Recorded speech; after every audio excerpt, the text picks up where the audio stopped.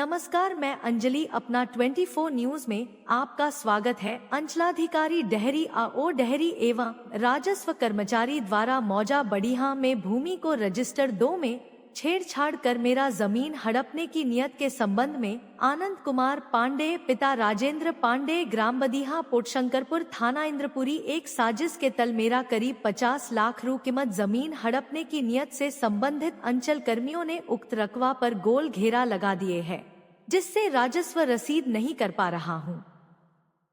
इससे सरकारी राजस्व की भी क्षति हो रही है। इन सब बातों को लेकर मैं मानसिक रूप से काफी परेशान है। अपना 24 न्यूज के लिए गौतम शर्मा की रिपोर्ट। इस पे जो जमीन भूमि अधिग्रहण के या जो भी भूमि के बारे में जो हुआ है, आपके साथ क्या हुआ है?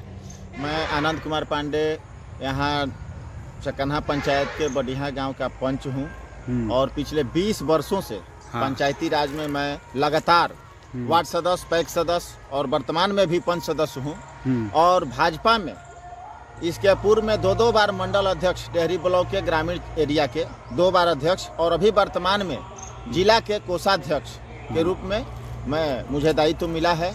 लगातार पार्टी में भी 25 वर्षों से मैं सक्रिय सदस्य कार्यरत है। ठीक है।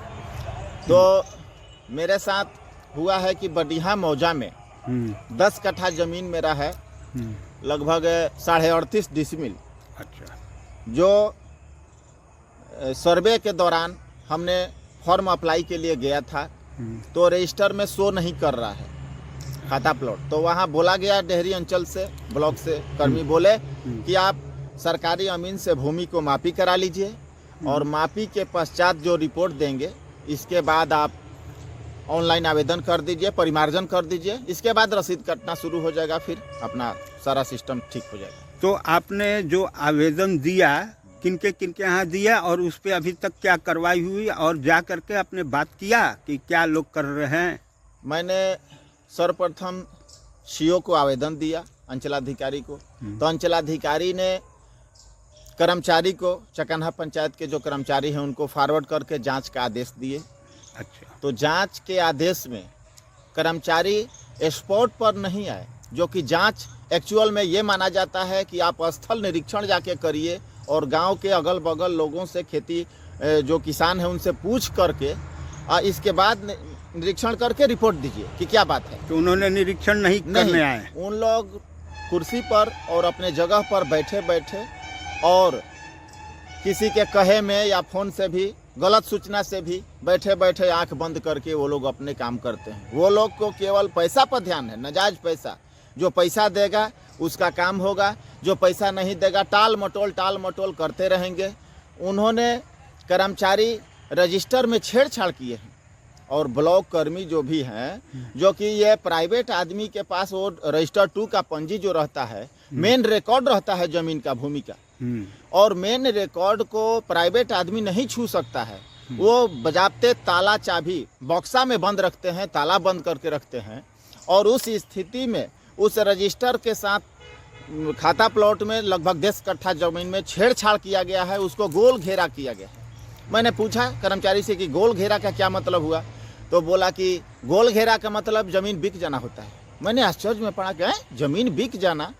अभी मैंने 2024 में नवंबर महीना में सरकारी अमीन बहाल करके वहाँ सरकारी राशि एनआर कटवाया, जमा किया और इतने दौड़ धूप परेशानी हुआ। इसके बाद वो ज़मीन के मापी किए यहाँ और गांव वाले से 5 गो ग्रामीणों के समक्ष, अगल बगल जो किसान हैं, खेतीहर हैं, उनसे वो अमीन पूछताछ किए कि इनका ज़मीन है, एक्चुअल में है ना। तो वो लोग बोला कि हाँ है। मेरा भी खाता प्लॉट नंबर सब देखा, स्पॉट पर जांच किया, लिखा उन्होंने कि उसी समय से इनके दखल कब्जे में है और ज़मीन में पैदा और जोत कोड इनका पांडे जी के कब्जे में है। वो रिपोर्ट उन्होंने जमा कर दिया। इसके बाद मैंने परिमार्जन में अप्लाई किया, कंप्यूटर से परिमार्जन में अप्लाई किया। तो उन्होंने फिर कर्मचारी वहाँ रजिस्टर देख करके लिख दिया कि ज़मीन बिक गया है। आरओ को रिपोर्ट फॉरवर्ड कर दिए, आरओ भी जांच नहीं किए। तो ये लोग बताए नहीं कि किनके हाथ से कौन बेच दिया? नहीं, ये बोला कि पहले से रजिस्टर में गोल किया हुआ है, घेरा हुआ है, तो इसका मतलब कि ज़मीन बिक जाना होता है। बस एक लाइन में वो लोग जवाब दिया। लेकिन आरओ रिटर्निंग अफसर जो रहते हैं, जो कर्मचारी से ऊपर अधिकारी को बैठाया गया है, भूमि संबंधी अधिकारी जांच करने के लिए, उन लोग को लाखों लाख वेतन मिल रहा है। आरओ भी जांच नहीं किए। कर्मचारी के रिपोर्ट को देखते हुए उन्होंने भी लिख दिया कि ज़मीन कर्मचारी के रिपोर्ट के अनुसार बिक गया है, इसलिए फॉरवर्ड सीओ को कर दिए। हालांकि सीओ को, अंचलाधिकारी को बहुत जवाबदेही है। ये कंपटीशन से पढ़ के आते हैं, ये अफसर लोग को बैठाया जाता है, सरकार इनको लाखों लाख खर्च देती है, वेतन देती है, जो कि हम लोगों के रेवेन्यू जो जमा करते हैं उनसे ही लोग वेतन मिलता है। और इनको बॉडीगार्ड मिला हुआ है, आवास मिला हो, सरकारी बंगला मिला हुआ है, इतने सुख सुविधा।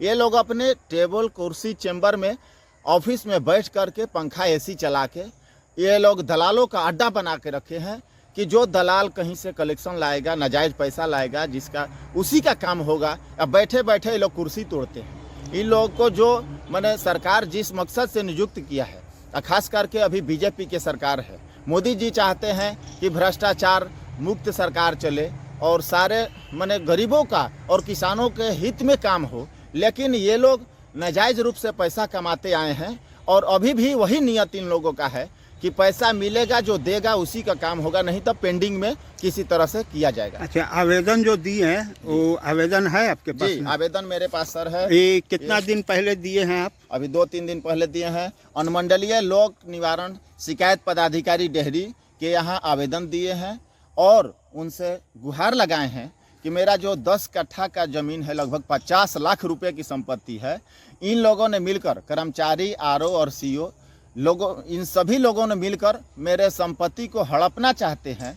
और ये बैठे बैठे गलत रिपोर्ट दे करके हमें मैंने काफ़ी हम हतोत्साह हैं कि मेरा 50 लाख का संपत्ति को ये लोग नुकसान पहुंचा रहा है, जो कि मैं अब अनुमंडलीय लोक शिकायत से नहीं होगा तो मैं सोचा हूं कि एक बार डीएम साहब के पास मिलूंगा और डीएम साहब से भी समस्या समाधान यदि नहीं हुआ तो मैं राजस्व मंत्री पटना में जाकर, बिहार सरकार के, भाजपा के हैं, एनडीए के सरकार है, मैं वहां गुहार लगाऊंगा और कर्मचारी, भ्रष्ट अफसर, कर्मचारी, आरओ और सीओ के विरुद्ध कार्रवाई का भी मांग करूंगा कि इन पर कार्रवाई होनी चाहिए। जो हम सभी को इतने दौड़ाते हैं, नाजायज़ पैसा कमाने के चलते हम सभी परेशान होते हैं और दौड़ाते हैं। किसानों के हित में, ग्रामीणों के हित में कोई कार्य ये लोग नहीं कर रहे हैं। अब बैठे बैठे कुर्सी पर मैंने जिंदा आदमी को मृत रिपोर्ट दे देंगे। एक कैसे मैंने क्या कर रहे हैं ये लोग? कौन सा आपका जमीन है? ये जमीन मेरा है, लगभग 10-11 कट्ठे का है। ये देखिए जमीन है और उसमें गेहूं बोया हुआ है। अच्छा। और ये आपका खुद का ये खुद बुआई का किया हुआ है? जी जी जी। मेरे पिताजी भी डेथ कर गए हैं। मैं अपने पिता का इकलौता पुत्र हूँ। हम सभी ने जमीन नहीं बेचा है, लेकिन इन लोगों के बात को सुन करके इन लोग मैंने आश्चर्य में मुझे डाल दिया है कि ज़मीन बिक्री हो गया है। उसी समय से मैं काफ़ी होपलेस हो गए हैं कि कैसे मैंने 50 लाख की संपत्ति को ये लोग डुबा रहा है और लूट खसोट के चक्कर में लगा हुआ है कि इसमें कुछ पैसा ला के दे पांडे जी तो इन लोग का काम होगा। मेन मकसद इन लोग का अंदरूनी इंटरनली ये रहता है, दौड़ाता है इतना लोग ना कि आकर के पैसा दे तब हम काम करेंगे। मैंने पैसा नहीं दिया है, इसीलिए मुझे इतना परेशान किया जा रहा है।